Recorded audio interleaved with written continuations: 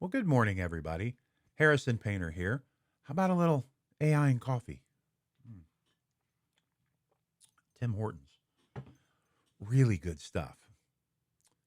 I'm going to lay a seed with you today. This one might be a little bit technical, but it is laying the seed on how we need to think in order to succeed in the agentic world. In 2024, we taught prompt engineering. We went from some basic prompts to what we called meta prompts, which were huge prompts. And all that was trying to guide the AI and give it as much information as we possibly could in order to get the best result. Then we moved into this agentic world where we have AI agents and agents that are actually doing work on our behalf. So we got out of the vending machine era where we put something in, we get something out, into the agentic era where we give our AI a job and it does it while we sleep, walk, go to the gym, read a book, whatever that is, it's doing work on our behalf when we're not around. Now, with that comes, as you can imagine, we need much better design. So, what's happened this year is we've created things like loop engineering or loop design, where we create this loop where the system itself is constantly learning from what it's doing and it's working on optimization and improvement. And now we've entered the world of graph engineering or graph design. And I'm going to share with you exactly what I mean by that and give you an illustration. And the reason why this is so important and to make you comfortable, all graph design really is defining your workflow. Now, it's a little bit more advanced than that because a workflow is basically step one, step two, step three. And this has a little bit more nuance and flexibility in how all that works. But my point with this video is to get you to start thinking about any job that you do. What is the process to get there?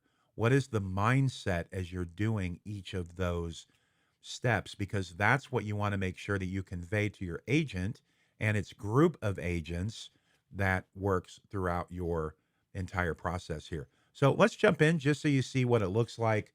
Grab that cup of coffee, and we're just going to make this just a couple minutes. I don't want to overwhelm you in the morning. This is a little bit overwhelming, but it's also exciting. And we're here. We're here to step alongside you and make sure that you understand this, you learn this, and you get the most out of your agentic experience. We want to make sure that you don't get left behind and stay viable in this job market. Here is a graph design visualization for a website build. Now, this is a pretty basic one, but it's going to give you the full understanding of what I'm talking about and why this is so important. So you're going to notice, and they're color coded up here so you can follow along easily. But you have your agent. These different kind of agents are in blue, and they're the ones doing a specific piece of work. You have the tool that it is using for that work. You have a shared state, so what's going on with everything, and then you have gates, and then a start finish cycle. So all I want you to take from this is you have multiple agents here doing specific jobs. So in this case, you start the job, it goes into an intake agent. So it's turning this rough request into a spec. So I create things called PRDs. We spec these things out. We understand the pages that we want, what the project looks like. So basically, the intake is kind of just tossing the whole kitchen sink at the project and then allowing this to kind of start to take form in how you want it. So, again, you do not need to be a world class website designer to use this. This is what's going to help you become a world class website designer. Then it goes into the planner agent, and this is where it reads all of that stuff and actually creates this whole plan. This is where the PRD itself gets completely created. Okay. And then we have other agents in here. We have a content agent. This is writing the copy, the headlines, the metadata, all those different types of things.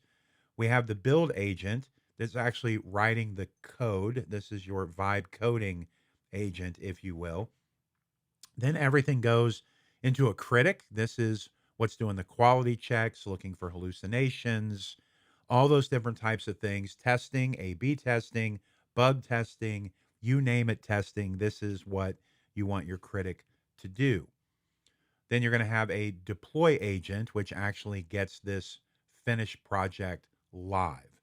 And one thing you'll notice here, there's a human gate right before anything goes live. So some of these tools that you might see, there's web search, there's an SEO check, there's a brand kit that's inside of here to make sure everything is in compliance with your brand, an image generator in case you want to make hero images or anything like that, a file system, and a test runner tool. So you have all of those things. Now you have a router here. This is a decision point. This isn't thinking. This is a decision point. So it reads the plan and it dispatches the work to the agent that needs to complete that particular task. And this is pretty cool. Like I made this artifact in here. You can click whatever agent that is, and you can kind of see the process that they are working under. So how cool is that? And then you have this shared state where spec, plan, drafts, code, all of that kind of live, and all the agents share in that. So as you can see, this is a workflow. This is graph design. This is how everything works together. These are the things that we need to start thinking about as we move forward. Okay, just laying the seeds this morning. I'll be doing training videos going much deeper on all this. My point with this, I just want you to start laying the seeds, design thinking, systems thinking, workflows, understanding how you work, and then what that actual output is that you want. All right. Well, this morning I'm getting ready to go interview a gentleman over in Hungary, Christian Kirale. He he's the international partnership manager at OptiMonk. It's going to be about e-commerce and how AI is helping convert websites. So I'll be releasing that next week. You're not going to want to miss it. A lot of good stuff as we're seeing traffic come in from different places, and in many cases, traffic being way down. So converting on your website has never been more important. So stay tuned for that. All right. Well, that's it for me. My name is Harrison Painter. This has been AI with Coffee. And together, we'll go further, faster. Glad you're here. That Canadian coffee. It's good.